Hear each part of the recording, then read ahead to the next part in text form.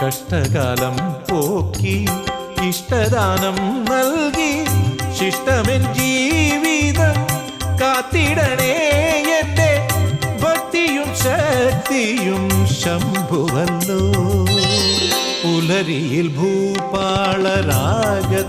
ഭഗവാന്റെ പഞ്ചാക്ഷരി മന്ത്രം ഉയരുമ്പോൾ പടിയാറും താണ്ടി ഞാൻ അവിടുത്തെ സവിധത്തിൽ പരിചൊടുവന്നെത്തി നിന്ന പുണ്യം എൻ്റെ പരിതാപമൊഴിയുന്ന